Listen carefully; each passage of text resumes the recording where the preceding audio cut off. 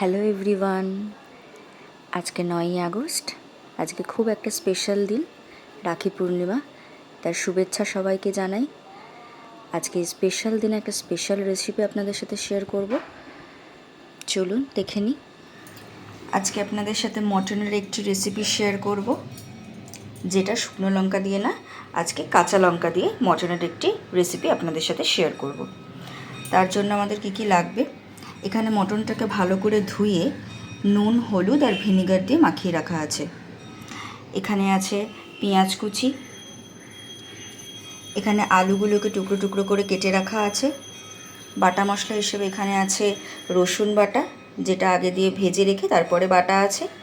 এখানে আছে পেঁয়াজ বাটা, পেঁয়াজগুলোকেও আগে থেকে ভেজে তারপরে বেটে রাখা আছে।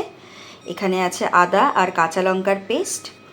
ফোড়নের জন্য আমাদের লাগবে তেজপাতা, গোটা জিরে আর এলাচ, আর ব্যবহার করব গুঁড়ো মশলা। প্রথমে গ্যাসটা অন করে কড়াটা গ্যাসের মধ্যে বসিয়ে দেবো। এবার কড়াটা গরম হয়ে গেলে এর মধ্যে দিয়ে দেবো পরিমাণ মতো সরষের তেল। এরপর তেলটা গরম হয়ে গেলে ওর মধ্যে দিয়ে দেবো সামান্য পরিমাণে নুন, আর দিয়ে দেবো সামান্য পরিমাণে হলুদ গুঁড়ো। এরপর তেলের মধ্যে টুকরো টুকরো করে কেটে রাখা আলুগুলো এক এক করে দিয়ে ভালো করে ভেজে নেব।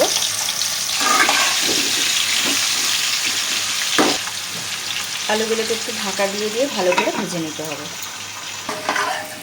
আলুগুলোকে এইভাবে উল্টে পাল্টে দু পিঠ ভালো করে ভেজে নিতে হবে। ভাজা হয়ে গেলে তারপর তুলে নেব।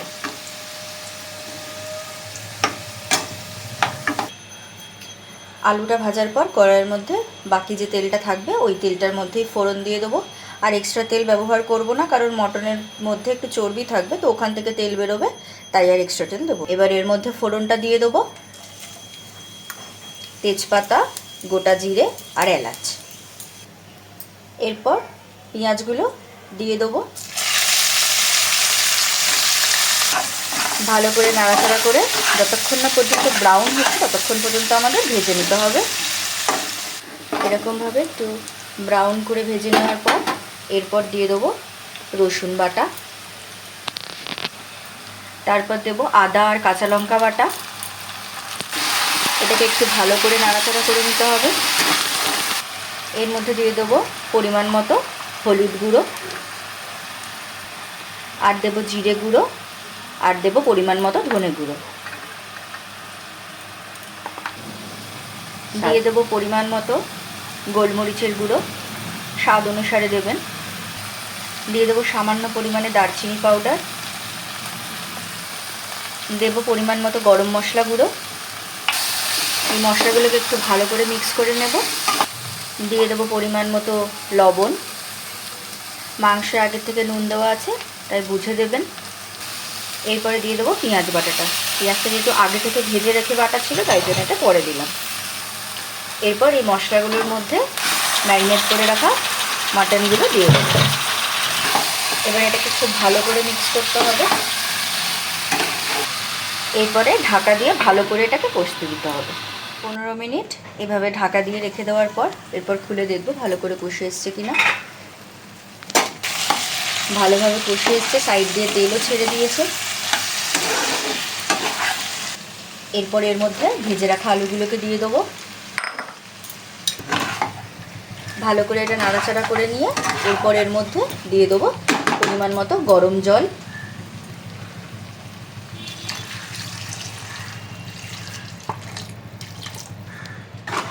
একটু ভালো করে মিক্স করে নেব। এবার জলটা দেওয়ার পর এটা আপনারা ঢাকা দিয়ে রেখে কড়াতেও করতে পারেন, আবার কুকারেও করতে পারেন। আমি এটা কুকারে করছি। এরপর কুকারের মধ্যে দিয়ে এরপর ঢাকনাটা আটকে দেবো। এরপর একটা সিটি হওয়া অবধি ওয়েট করতে হবে। দুটো সিটি হয়ে গেছে, এবার খুলে দেখব। ভালো করে সেদ্ধ হয়ে গেছে। এবার সার্ভ করব। আমাদের কাঁচা লঙ্কা দিয়ে মটন রান্না রেডি। উপরে একটু চেরা কাঁচা লঙ্কা দিয়ে সার্ভ করবেন। গরম গরম ভাত দিয়ে খেতে দারুণ লাগে, আপনারাও করবেন এইভাবেই কাঁচা লঙ্কা দিয়ে। তারপর জানাবেন কমেন্টে যে কেমন লাগলো খেতে। আজকের ভিডিওটা এই অবধি। আবার দেখা হচ্ছে পরের ভিডিওতে। ততক্ষণের জন্য টাটা।